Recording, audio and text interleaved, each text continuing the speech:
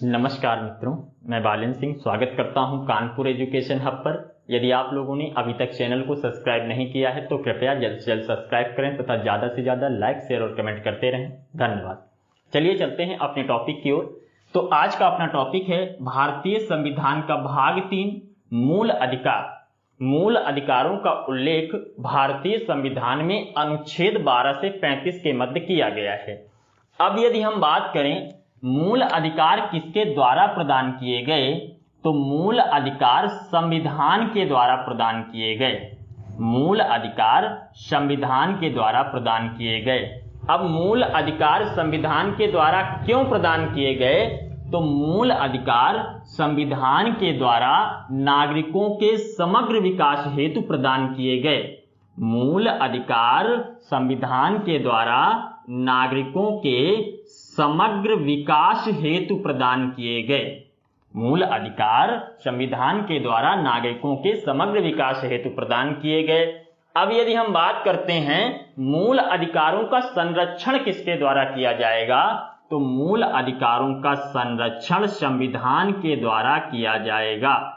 मूल अधिकारों का संरक्षण संविधान के द्वारा किया जाएगा और मूल अधिकार व्यक्ति तथा राज्य दोनों के विरुद्ध प्राप्त होते हैं। मूल अधिकार व्यक्ति तथा राज्य दोनों के विरुद्ध प्राप्त होते हैं और मूल अधिकार न्यायालय में वाद योग्य होते हैं। मूल अधिकार न्यायालय में वाद योग्य होते हैं, अर्थात यदि आपके मूल अधिकारों का हनन किया जाता है तो आप सीधे सुप्रीम कोर्ट या हाई कोर्ट में जा सकते हैं। तो यहां से मूल अधिकार की परिभाषा क्या हो जाएगी, तो यहां से मूल अधिकार की परिभाषा हो जाती है ऐसे अधिकार जो नागरिकों को उनके समग्र विकास के लिए संविधान के द्वारा प्रदान किए गए हों तथा जिनका संरक्षण भी संविधान के अंतर्गत किया गया हो, उसे मूल अधिकार की संज्ञा दी जाती है। क्या? ऐसे अधिकार जो नागरिकों को उनके समग्र विकास हेतु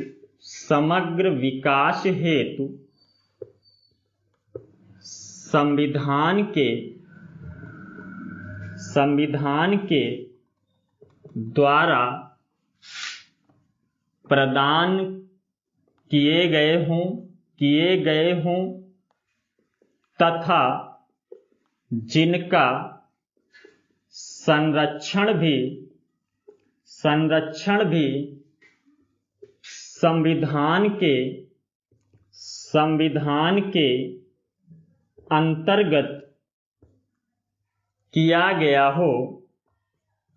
गया हो उसे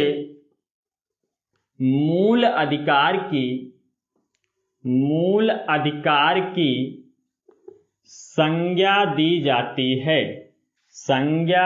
जाती है। तो मूल अधिकार की परिभाषा क्या हो जाती है? ऐसे अधिकार जो नागरिकों को उनके समग्र विकास हेतु संविधान के द्वारा प्रदान किए गए हों तथा जिनका संरक्षण भी संविधान के अंतर्गत किया गया हो, तो उसे मूल अधिकार की संज्ञा दी जाती है। और मूल अधिकारों को देश की मूलभूत विधि अर्थात संविधान में स्थान प्राप्त है। क्या? मूल अधिकारों को देश की मूलभूत विधि अर्थात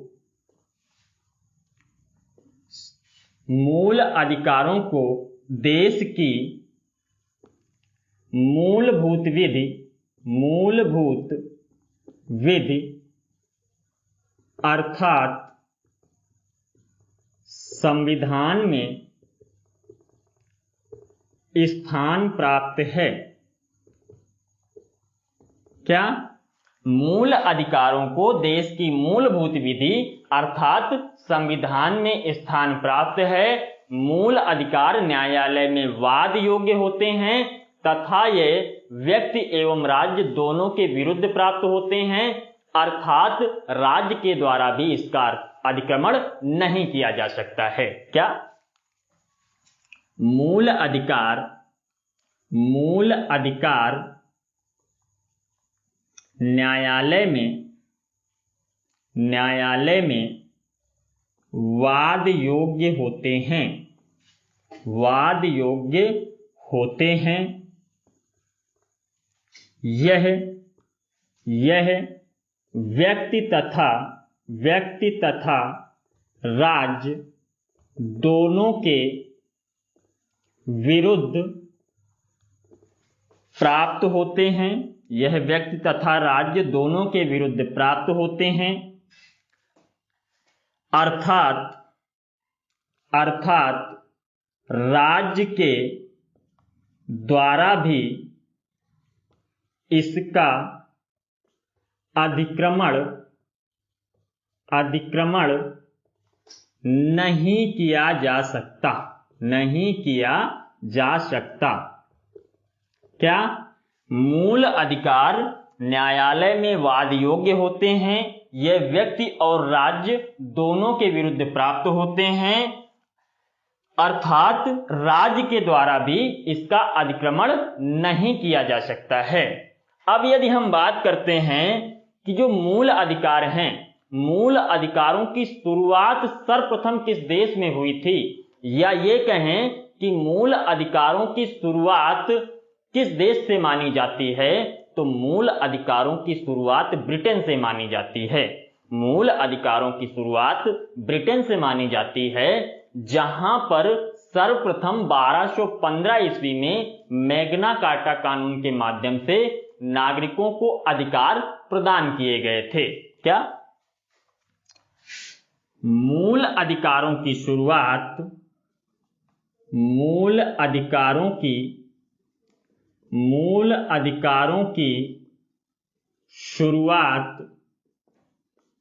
ब्रिटेन से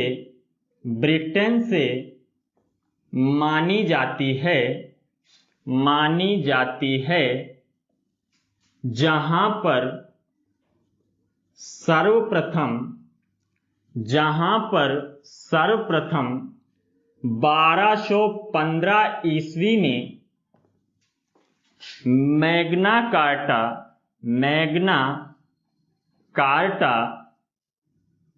कानून के माध्यम से नागरिकों को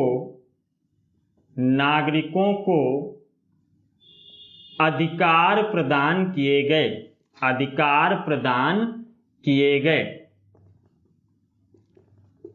क्या?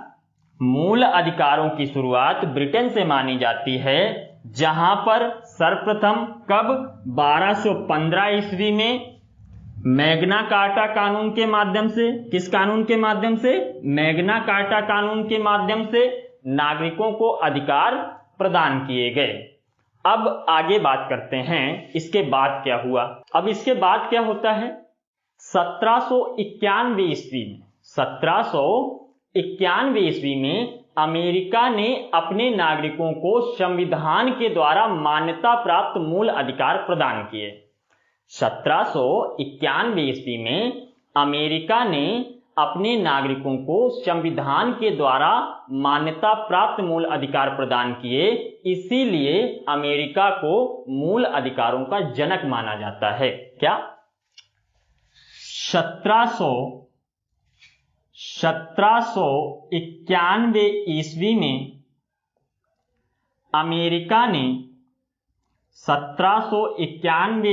में अमेरिका ने अपने नागरिकों को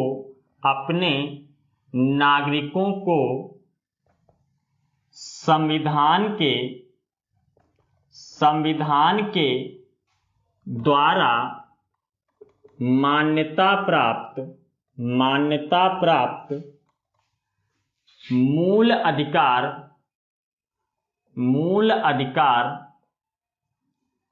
प्रदान किए। इसीलिए अमेरिका को मूल अधिकारों का मूल अधिकारों का जनक माना जाता है, जनक माना जाता है।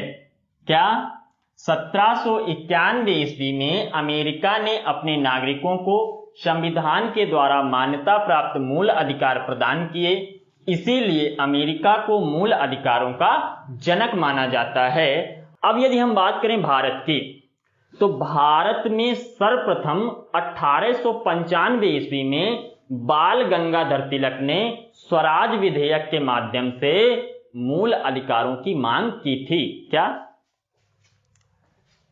भारत में सर्वप्रथम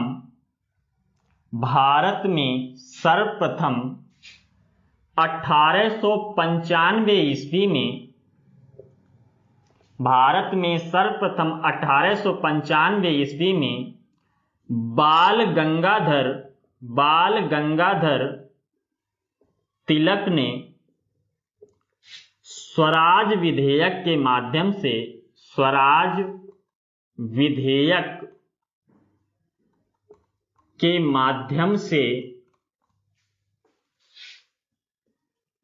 मूल अधिकारों की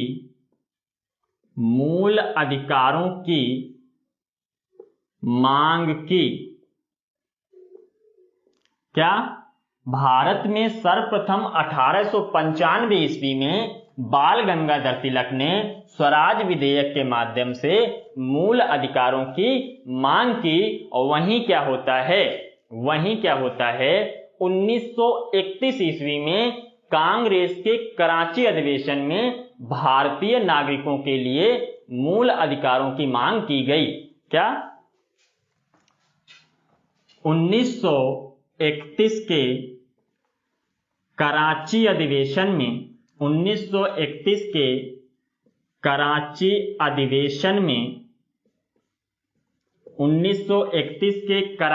अधिवेशन में भारतीय नागरिकों के लिए मूल अधिकारों की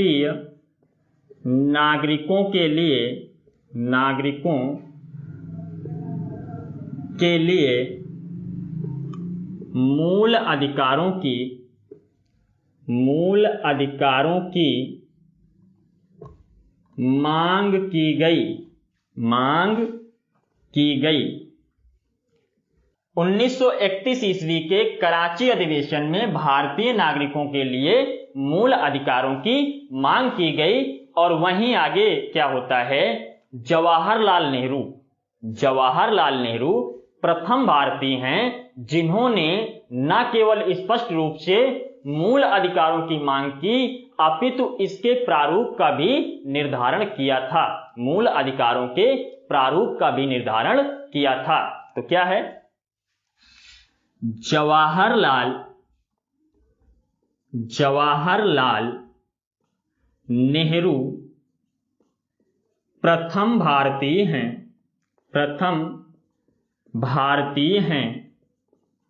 जिन्होंने न केवल मूल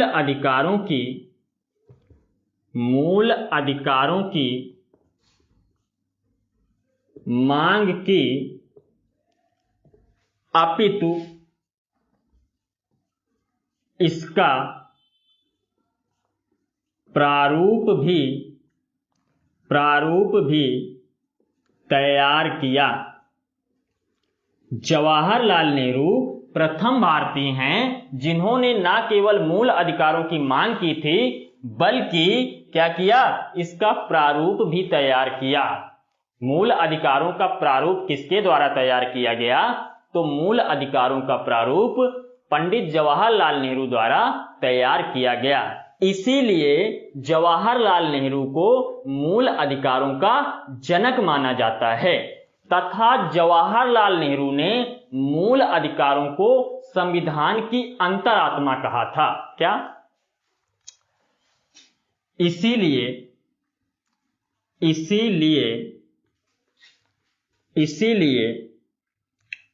जवाहरलाल नेहरू को मूल अधिकारों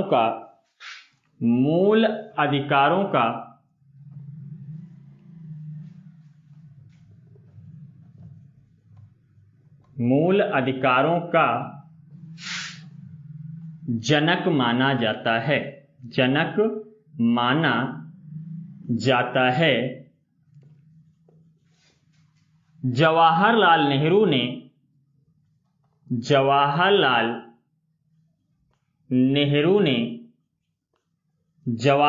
नेहरू ने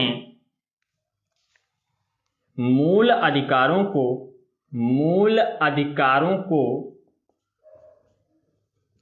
भारतीय संविधान की अंतरात्मा कहा। क्या? जवाहरलाल नेहरू प्रथम भारतीय हैं जिन्होंने न केवल मूल अधिकारों की मांग की अपितु इसका प्रारूप भी तैयार किया। इसीलिए जवाहरलाल नेहरू को मूल अधिकारों का जनक माना जाता है और जवाहरलाल नेहरू ने मूल अधिकारों को भारतीय संविधान की अंतरात्मा कहा था। वहीं आगे क्या होता है, संविधान सभा में सरदार पटेल के नेतृत्व में मूल अधिकार तथा अल्पसंख्यक समिति का गठन किया गया, जिसकी सिफारिश पर संविधान के भाग 3 तथा अनुच्छेद 12 से 35 के मध्य मूल अधिकारों का उपबंध किया गया और इसका प्रावधान संयुक्त राज्य अमेरिका से लिया गया था। क्या? संविधान सभा में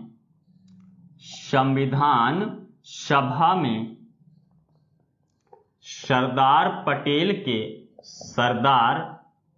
पटेल के नेतृत्व में मूल अधिकार तथा अल्पसंख्यक समिति का गठन किया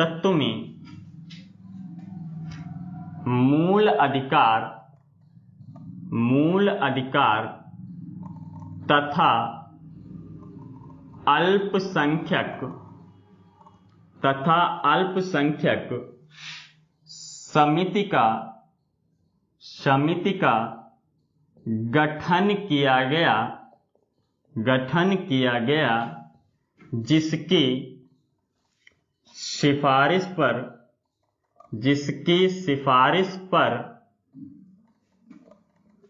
संविधान के भाग 3 तथा अनुच्छेद 12 से 35 के मध्य मूल अधिकारों का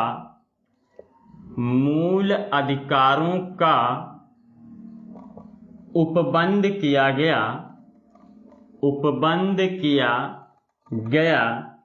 गया, जिसका प्रावधान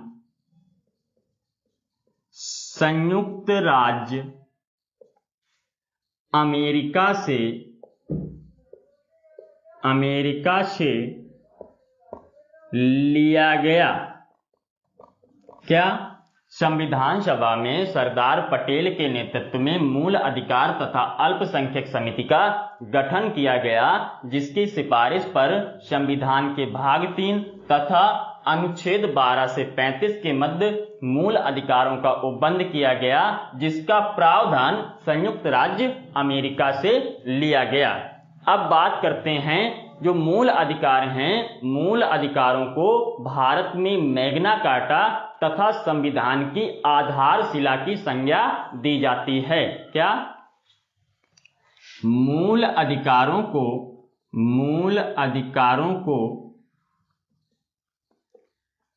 भारत में मैग्ना कार्टा तथा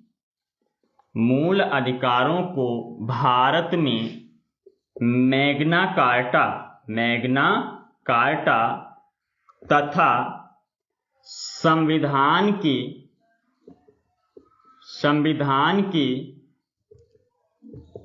की आधारशिला की संज्ञा दी जाती है।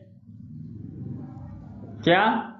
मूल अधिकारों को भारत में मैग्ना कार्टा तथा संविधान की आधारशिला की संज्ञा दी जाती है।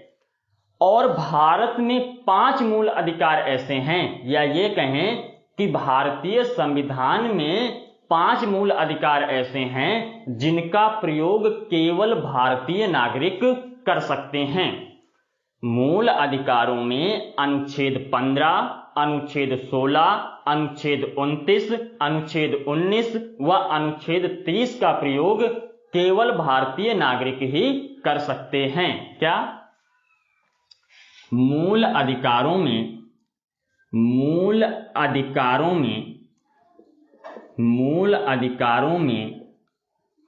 अनुच्छेद 15, अनुच्छेद 16, अनुच्छेद 19, अनुच्छेद 29 व अनुच्छेद 30 का प्रयोग केवल भारतीय नागरिक ही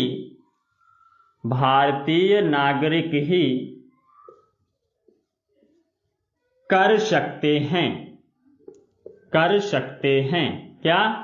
मूल अधिकारों में अनुच्छेद 15, अनुच्छेद 16, अनुच्छेद 19, अनुच्छेद 29 तथा अनुच्छेद 30, ये 5 मूल अधिकार ऐसे हैं जिनका प्रयोग केवल भारतीय नागरिक ही कर सकते हैं। और अनुच्छेद 20 तथा 21 आपातकाल के दौरान भी निलंबित नहीं होते हैं। क्या? अनुच्छेद 20 तथा 21 आपातकाल के दौरान भी निलंबित नहीं होते हैं। क्या?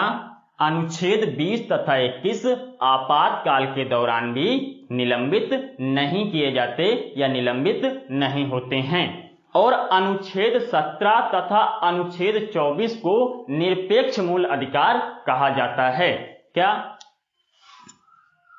अनुच्छेद 17 तथा अनुच्छेद 24 निरपेक्ष मूल अधिकार हैं। निरपेक्ष मूल अधिकार हैं।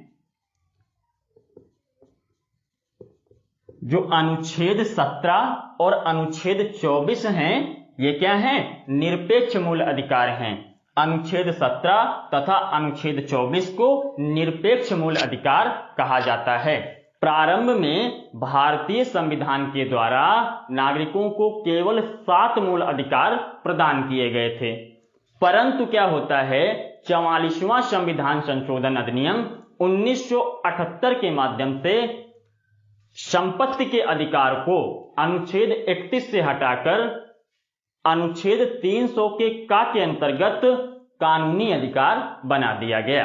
क्या? प्रारंभ में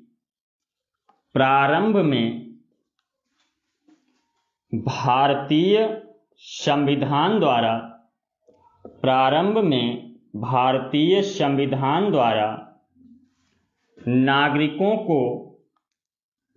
नागरिकों को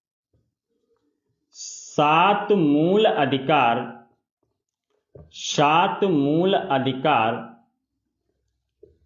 प्रदान किए गए थे। प्रारंभ में भारतीय संविधान द्वारा नागरिकों को 7 मूल अधिकार प्रदान किए गए थे, परंतु 44वें संविधान संशोधन अधिनियम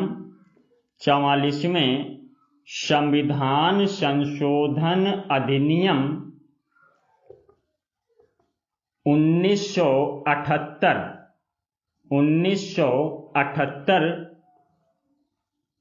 के माध्यम से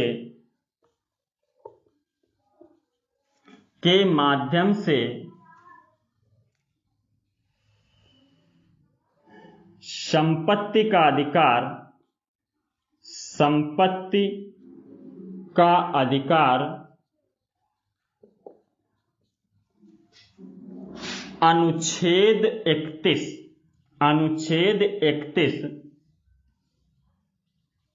को हटाकर अनुच्छेद 300 का के अंतर्गत कानूनी अधिकार बना दिया गया। क्या? प्रारंभ में भारतीय संविधान द्वारा नागरिकों को 7 मूल अधिकार प्रदान किए गए थे, परंतु 44वें संविधान संशोधन अधिनियम 1978 के माध्यम से संपत्ति का मूल अधिकार हटाकर अनुच्छेद 31 प्रारंभ में भारतीय संविधान द्वारा नागरिकों को 7 मूल अधिकार प्रदान किए गए थे, परंतु क्या हुआ, 44वें संविधान संशोधन अधिनियम 1978 के माध्यम से संपत्ति के अधिकार को अनुच्छेद 31 से हटाकर अनुच्छेद 300 के अंतर्गत कानूनी अधिकार बना दिया गया। अब वर्तमान में नागरिकों के पास 6 मूल अधिकार हैं। क्या? वर्तमान में नागरिकों के पास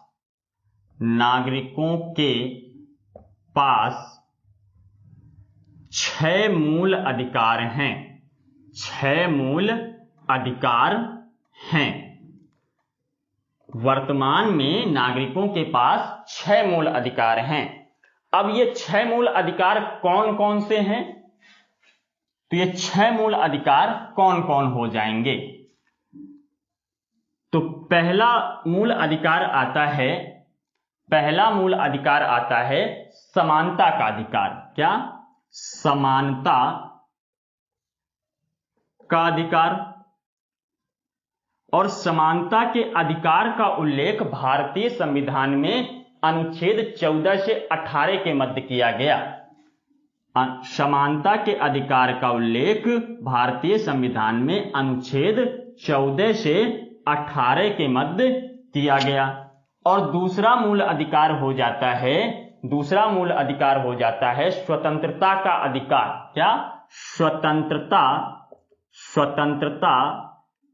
का अधिकार।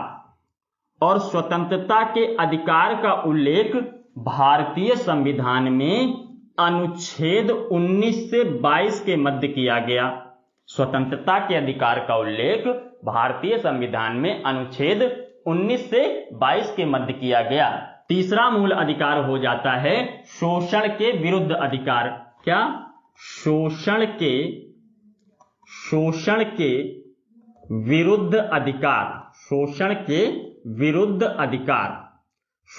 के विरुद्ध अधिकार। तीसरा मूल अधिकार हो जाता है शोषण के विरुद्ध अधिकार। और शोषण के विरुद्ध अधिकार का उल्लेख भारतीय संविधान में अनुच्छेद 23 व 24 में किया गया है। शोषण के विरुद्ध अधिकार का उल्लेख भारतीय संविधान में अनुच्छेद 23 व 24 में किया गया है।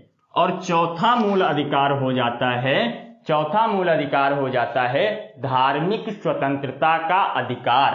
क्या? धार्मिक स्वतंत्रता का अधिकार। और धार्मिक स्वतंत्रता के अधिकार का उल्लेख भारतीय संविधान में अनुच्छेद 25 से 28 के मध्य किया गया है। धार्मिक स्वतंत्रता के अधिकार का उल्लेख भारतीय संविधान में अनुच्छेद 25 से 28 के मध्य किया गया है। और पांचवा मूल अधिकार हो जाता है संस्कृत तथा शिक्षा का अधिकार। पांचवा मूल अधिकार हो जाता है संस्कृति तथा शिक्षा का अधिकार। संस्कृत तथा शिक्षा का अधिकार। और संस्कृत तथा शिक्षा के अधिकार का उल्लेख भारतीय संविधान में अनुच्छेद 29 व 30 में किया गया है। संस्कृत तथा शिक्षा के अधिकार का उल्लेख भारतीय संविधान में अनुच्छेद 29 व 30 में किया गया है। संस्कृत तथा शिक्षा के अधिकार का उल्लेख भारतीय संविधान में अनुच्छेद 29 व 30 के मध्य किया गया है। अब आता है 6वां नंबर, अंतिम। तो ये हो जाता है संवैधानिक उपचारों का अधिकार। क्या? संवैधानिक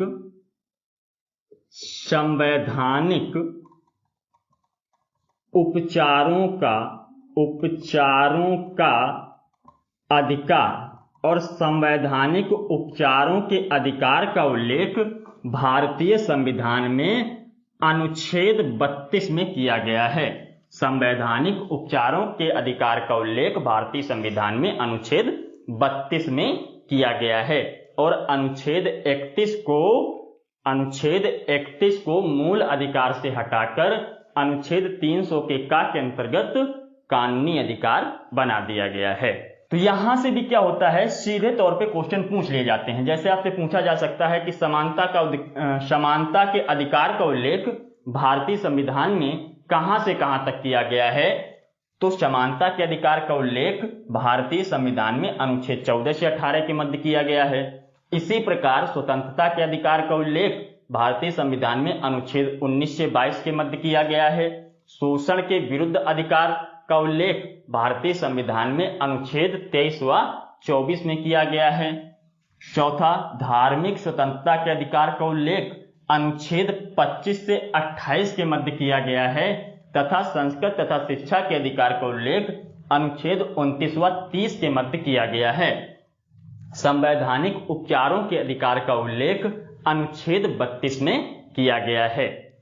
तो ये बात हो गई यहां तक की। अब यदि हम बात करें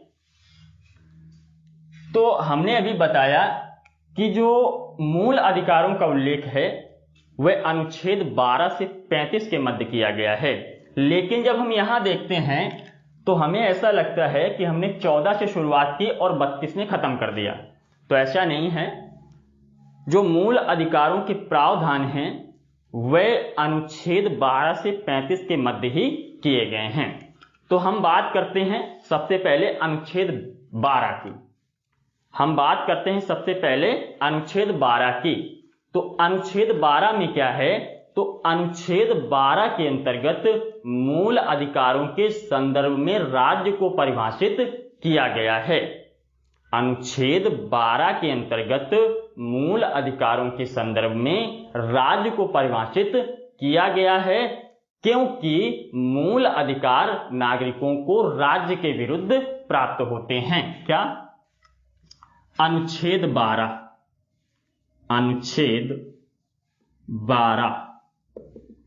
क्या? इसके अंतर्गत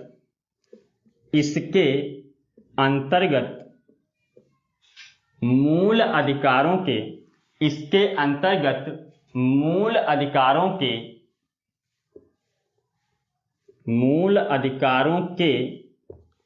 संदर्भ में राज्य को परिभाषित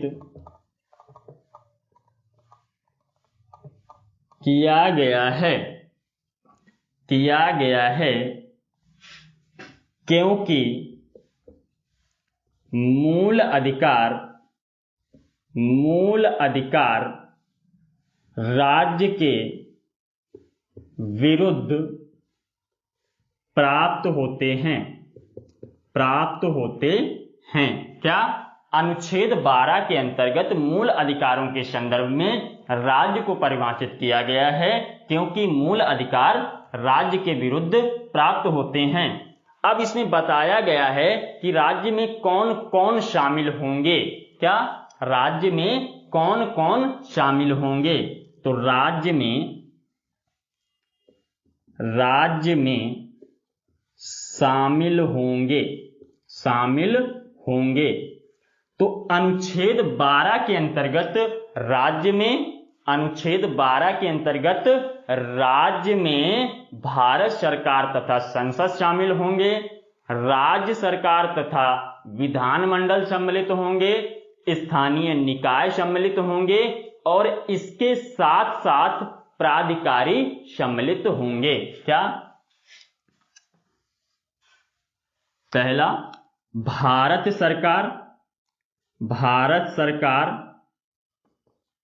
तथा संसद शामिल होंगे। भारत सरकार तथा संसद शामिल होंगे। और दूसरा राज्य सरकार तथा विधानमंडल शामिल होंगे। और तीसरा इसमें कौन शामिल होगा? स्थानीय निकाय शामिल होंगे। स्थानीय निकाय शामिल होंगे। और चौथा प्राधिकारी शामिल होंगे। अनुच्छेद 12 के अंतर्गत बताया गया है कि राज्य में भारत सरकार तथा संसद शामिल होंगे, राज्य सरकार तथा विधानमंडल शामिल होंगे, स्थानीय निकाय शामिल होंगे और इसके साथ साथ प्राधिकारी शामिल होंगे। अब आगे बात करते हैं अनुच्छेद 13 की। अनुच्छेद 13, तो अनुच्छेद 13 में क्या प्रावधान है? तो अनुच्छेद 13 में मूल अधिकारों से असंगत विधियों के बारे में बताया गया है। क्या? अनुच्छेद 13 में मूल अधिकारों से असंगत विधियों के बारे में बताया गया है। मूल अधिकारों से असंगत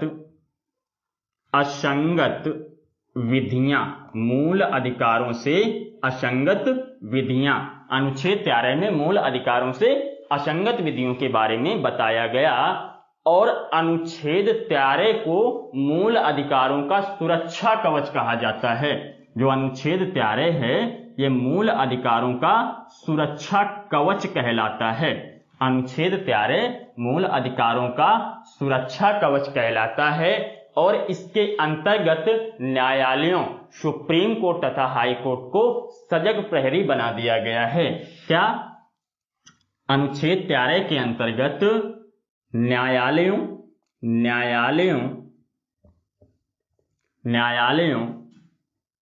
सुप्रीम कोर्ट तथा हाई कोर्ट को मूल अधिकारों का सजग प्रहरी बनाया गया। क्या? अनुच्छेद 13 को मूल अधिकारों का सुरक्षा कवच कहा जाता है और अनुच्छेद 13 के अंतर्गत न्यायालयों यानी कि सुप्रीम कोर्ट तथा हाई कोर्ट को मूल अधिकारों का सजग प्रहरी बनाया गया है। तो हम लिख सकते हैं कि यह मूल अधिकारों का सुरक्षा कवच है। क्या? अनुच्छेद 13 जो है वह मूल अधिकारों का सुरक्षा कवच है। इसके अंतर्गत न्यायालयों, सुप्रीम कोर्ट तथा हाई कोर्ट को मूल अधिकारों का सजग प्रहरी बनाया गया है। क्या? यह मूल अधिकारों का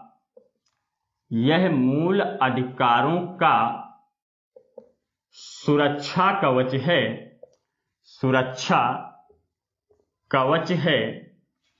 इसके अंतर्गत न्यायालयों,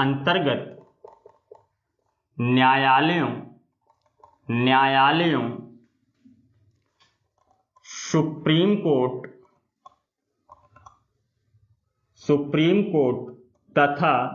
कोर्ट तथा हाई कोर्ट को मूल अधिकारों का सजग प्रहरी बनाया गया है। यह मूल अधिकारों का सुरक्षा कवच है। इसके अंतर्गत न्यायालयों, सुप्रीम कोर्ट तथा हाई कोर्ट को मूल अधिकारों का सजग प्रहरी बनाया गया है। यही क्या है? अनुच्छेद 13 के अंतर्गत न्यायालय को यह अधिकार प्रदान किया गया है कि वह राज्य द्वारा निर्मित किसी भी ऐसी विधि जो मूल अधिकारों से असंगत है उसे अवैध घोषित कर सकती है। क्या? इसके अंतर्गत न्यायालय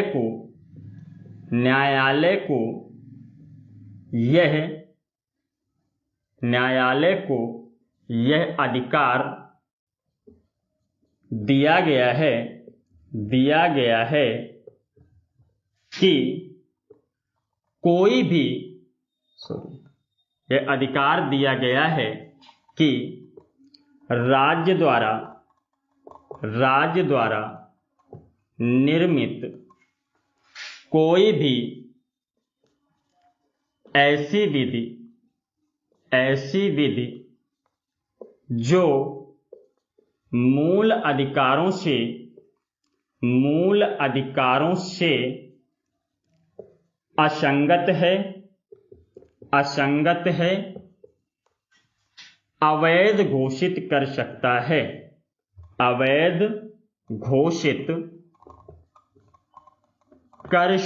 है। क्या? अनुच्छेद 13 के अंतर्गत न्यायालय को यह अधिकार दिया गया है कि राज्य द्वारा निर्मित कोई भी ऐसी विधि जो कि मूल अधिकारों से असंगत है उसे अवैध घोषित कर सकता है। अर्थात अप्रत्यक्ष रूप से पुनरावलोकन की अभिव्यक्ति होती है। अर्थात अप्रत्यक्ष रूप से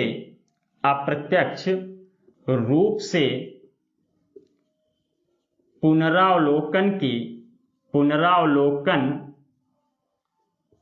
की अभिव्यक्ति होती है। क्या? अर्थात अप्रत्यक्ष रूप से पुनरावलोकन की अभिव्यक्ति होती है। अनुच्छेद 13 में क्या है? तो अनुच्छेद 13 में मूल अधिकारों से असंगत विधियों का उल्लेख किया गया। अनुच्छेद 13 के अंतर्गत यह मूल अधिकारों का सुरक्षा कवच कहलाता है। इसके अंतर्गत न्यायालयों, सुप्रीम कोर्ट तथा हाई कोर्ट को मूल अधिकारों का सजग प्रहरी बनाया गया।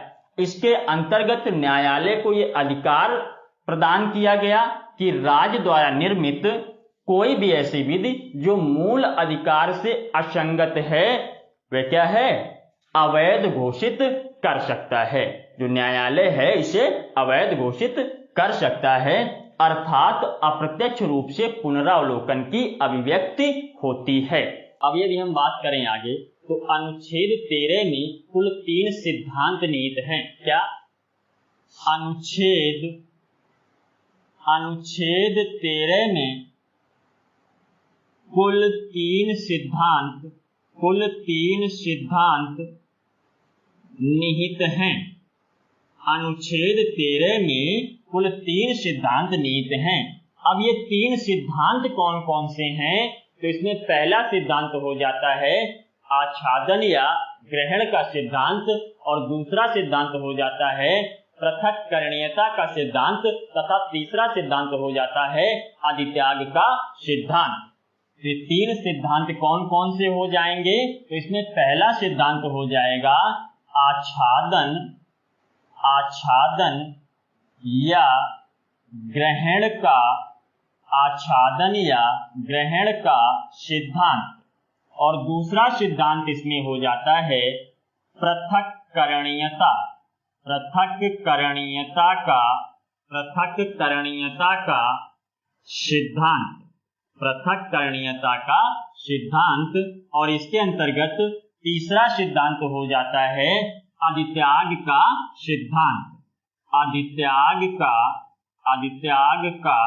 सिद्धांत। तो अनुच्छेद 13 में कुल 3 सिद्धांत निहित हैं। पहला आच्छादन या ग्रहण का सिद्धांत, दूसरा पृथक्करणीयता का सिद्धांत और तीसरा अधित्याग का सिद्धांत। तो सबसे पहले हम बात करते हैं आच्छादन या ग्रहण के सिद्धांत की। तो आच्छादन या ग्रहण के सिद्धांत के अंतर्गत क्या बात कही गई? तो आच्छादन या ग्रहण के सिद्धांत के अंतर्गत कहा गया कि संविधान लागू होने के पूर्व की कोई भी ऐसी विधि, आच्छादन या ग्रहण के सिद्धांत के अंतर्गत कहा गया कि संविधान लागू होने के पूर्व की कोई भी ऐसी विधि जो मूल अधिकारों से असंगत है वह स्वतः ही निष्क्रिय हो जाएगी, अर्थात उस पर ग्रहण लग जाएगा। क्या? संविधान लागू होने के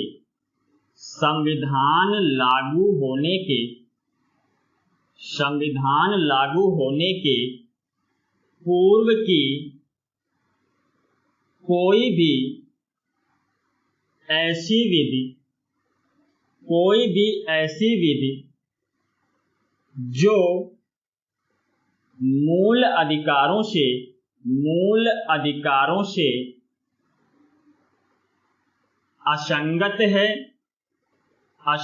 है वह स्वतः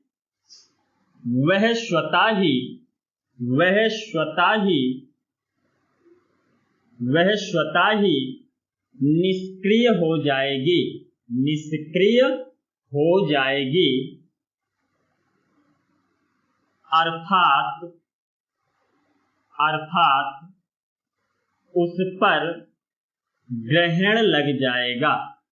अर्थात उस पर ग्रहण लग जाएगा।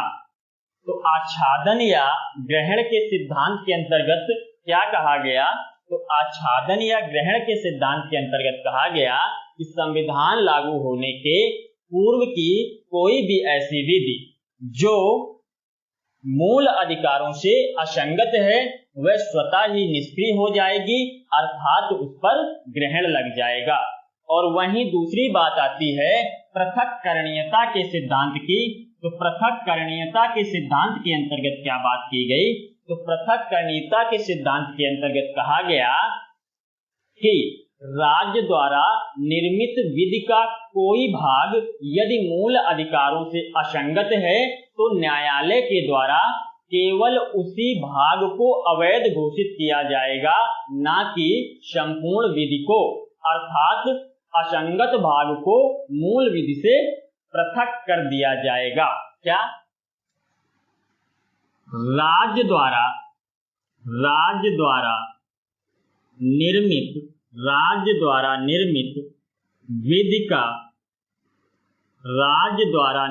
विधि का कोई भाग यदि मूल अधिकारों से असंगत है तो न्यायालय के द्वारा केवल उसी भाग को अवैध घोषित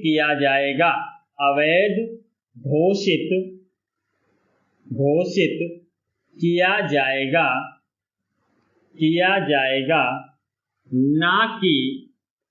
ना कि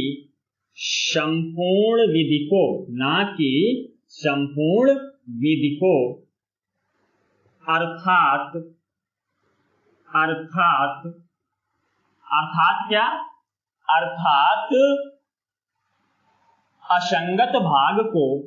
अर्थात असंगत भाग को मूल विधि से पृथक कर दिया जाएगा। क्या? पृथक्करणीयता के सिद्धांत के अंतर्गत क्या बात की गई? तो पृथक्करणीयता के सिद्धांत के अंतर्गत कहा गया कि राज्य द्वारा निर्मित विधि का कोई भाग यदि मूल अधिकारों से असंगत है तो न्यायालय के द्वारा केवल उसी भाग को अवैध घोषित किया जाएगा, ना कि संपूर्ण विधि को, अर्थात असंगत भाग को मूल विधि से पृथक कर दिया जाएगा। अब बात करते हैं अधित्याग का सिद्धांत। तो अधित्याग के सिद्धांत के अंतर्गत क्या बात कही गई? तो अधित्याग के सिद्धांत के अंतर्गत कहा गया कि नागरिकों को अपने मूल अधिकारों को परित्याग करने से प्रतिबंधित कर दिया गया है। अधित्याग के अंतर्गत बात की गई कि नागरिकों को अपने मूल अधिकारों को परित्याग करने से प्रतिबंधित कर दिया गया है। क्या? इसके अंतर्गत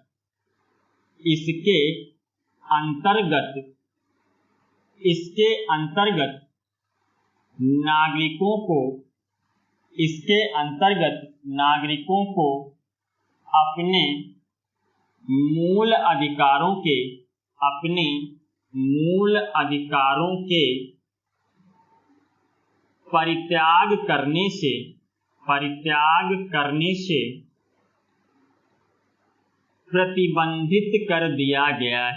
प्रतिबंधित कर दिया गया है।